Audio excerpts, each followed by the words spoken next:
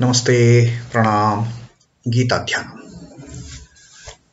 ओम पार्थाय प्रतिबोधितां भगवता नारायणेन स्वयं व्यासेन ग्रथितां पुराणमुनिना मध्ये महाभारतम् अद्वैतामृतवर्षिणीं भगवतीम् अष्टादशाध्यायिनीम् अम्ब त्वामनुसन्दधामि भगवद्गीते भवद्वेषिणीम्।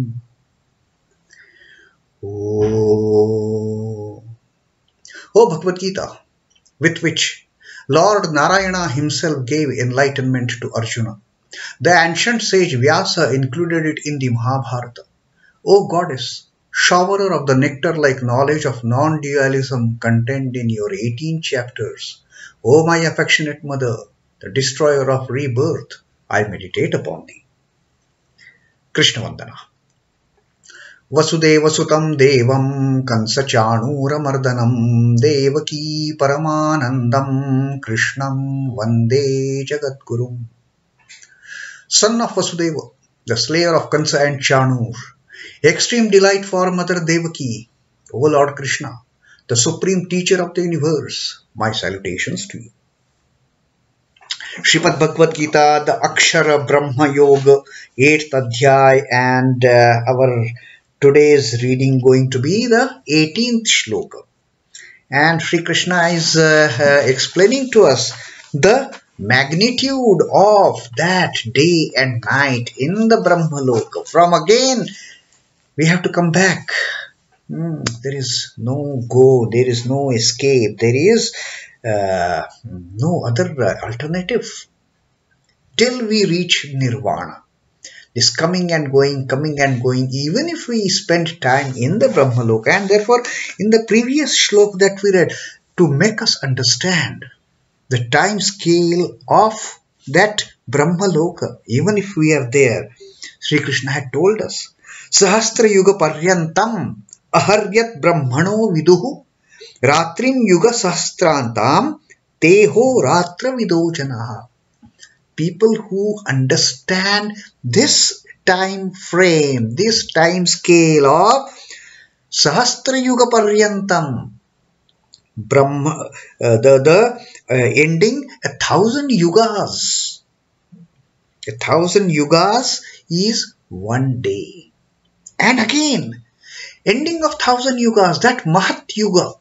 That Mahat Yuga is the combination of that Satya Yuga, Treta Yuga, Dwapara Yuga and today's Kali Yuga, spanning about 4.32 billion years, 43.2 lakh Earth years as we calculate here on this Earth. If there is another civilization somewhere, another creation somewhere on another planet, they might have the different time scale as per their, going around the sun. There may be a different time scale then, but from our perspective, from the Earth time cycle, the one day is 4.32 billion years, one night is 4.32 billion years, and Sri Krishna says that those who know what is the day of Brahma, what is the night of Brahma, which spans 1,000 yugas, they know, they understand the vastness of this time frame. After spending even that time, they have to come back. So, that was Sri Krishna's teaching us in the 17th Shloka, and which is absolutely mind-boggling. It is beyond our imagination. 8.64 billion years of our time scale spending there and again then coming back. There is no other go. There is no other alternative. But Sri Krishna says, if you get nirvana, if you come to me directly, you can bypass all these, the troubles that you are going to make. Maybe you will enjoy those 8.64 billion years in the Brahmaloka. Fine. But that is not the permanent station for you. That is just a waiting room. At the end of 8.64 billion years, again you have to come back, again you have to take birth, again you have to start the process right from where you had left out last. If you were at the 9-point scale on that on the scale of 0 to 10, you have to start the journey again from 9 to 10. You have to reach 10, only then there is the nirvana. Now, here in the 18th shloka, Sri Krishna is again, he's not scaring us. He's not creating any sort of fear. He's just making us understand the vastness of this entire play of that Paramadivya Purusha. He wants us back to him. And we, like fools, we don't want to go back to him. We want to enjoy even that Brahmaloka, and again at the end of 8.64 billion years we want to come back.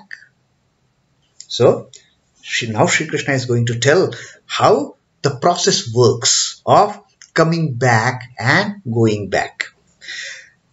Avyaktād vyaktayaḥ sarvāḥ prabhavantyahar-āgame rātryāgame pralīyante tatraivāvyakta-sanjñake. Avyaktād. Avyaktād is unmanifested.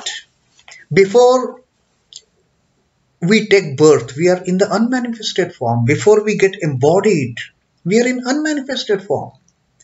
When we take form of the, we take the support of this sharira, support of this body, then we become manifest.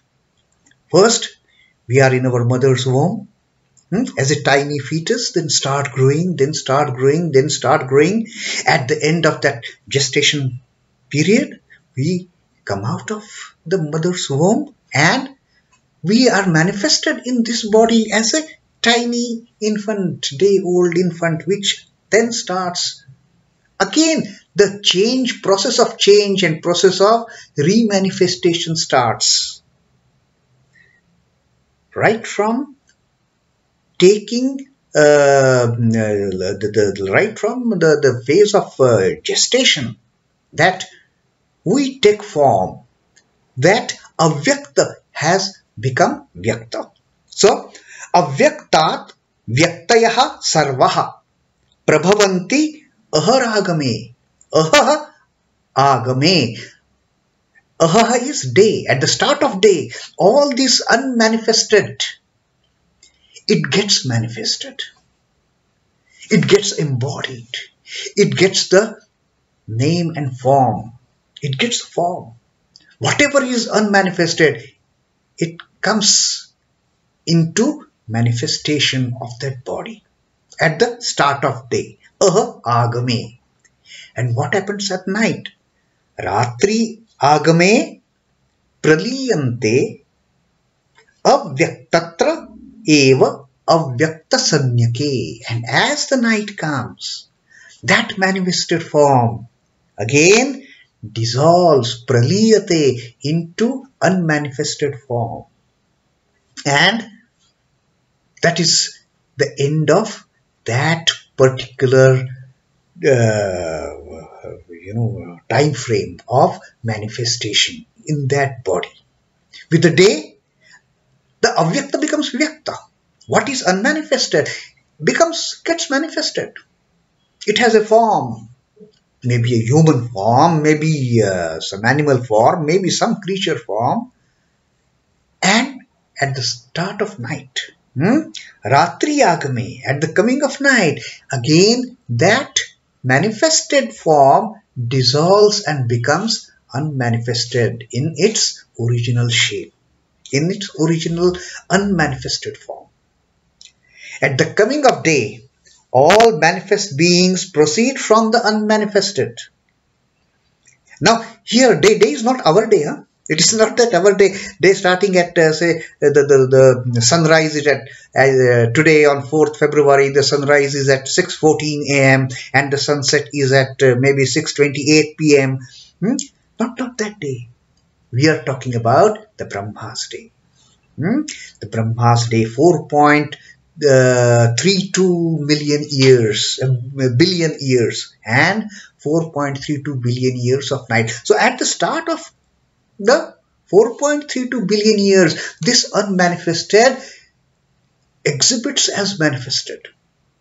And at the start of night, at the coming of night, that phase of 4.32 billion years, it dissolves. That manifested form dissolves and becomes unmanifest, waiting for another day to come true. Like we saw that example of those insects which take birth in the night, and their cycle starts in the night. That insect, by the time it is sunlight, that insect has completed its life cycle. It has completed all the processes of birth, of getting into growing into a youth, adulthood, and then procreation, parenthood, then decay, old age, and then by the morning that fellow is gone. So Sri Krishna says this is what happens with the jivas, that at the start of the day, at the coming of the day, the unmanifested becomes manifest, and at the coming of night, the manifest becomes manifest, it is dissolved and it is merged again in the same to become unmanifest. The plan of nature is the same both in macrocosm and microcosm. What we are talking about at the physical level is also true at the microcosmic level. In accordance with it, when Jivatman goes to sleep, the world projected from his mind gets withdrawn into it. When the night comes, everything gets withdrawn. Everything, all that manifestation becomes unmanifested. The manifest and the unmanifest states of the world are all related to the wakefulness or otherwise of the mind of that creature. If it is awake, it is manifested. If it is sleeping, it is unmanifested. Similarly, the macrocosmos comes into being when Brahma wakes up, and it helplessly vanishes into unmanifested state when he goes to sleep. As it happens with the Jivas, it also happens with the Brahma Loka, with the yugas of the Brahma, with the time scale of the Brahma. At the day of Brahma, the creation comes into effect. At the night of the Brahma, everything goes back. Everything goes back and waits for another day of the Brahma to recreate, to remanifest.